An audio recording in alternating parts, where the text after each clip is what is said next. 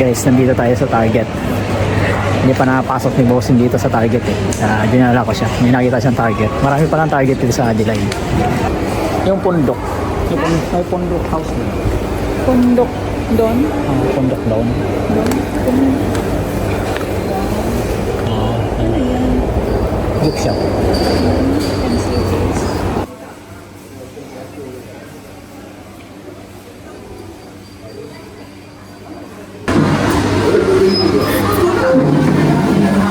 Huh? What is that? Yeah, Hainanese? Yeah, go for it. Tingin ako ng akin.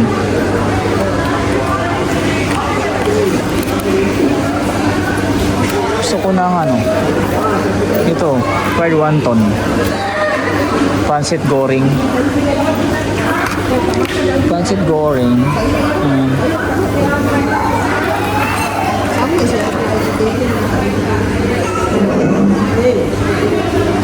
soup tiga, masarap yata to ah. Basko.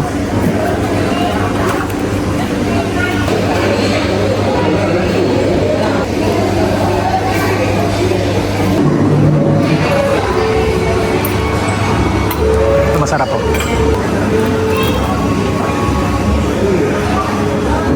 Sambal yan, ahang. Sarap ng pagkain nila dito guys. Authentic Indonesian food. Okay, boy.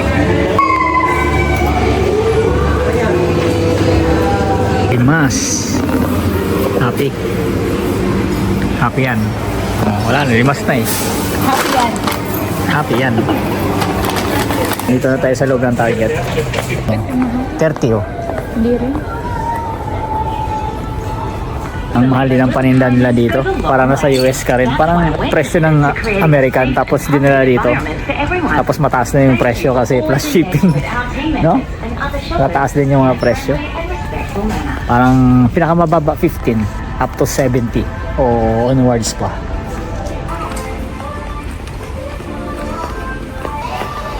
Dito, malaruan to. Poka. Sunset.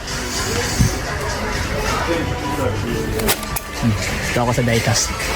Come here. Wow. Ganda talaga nito. BM. Ito, Audi R8.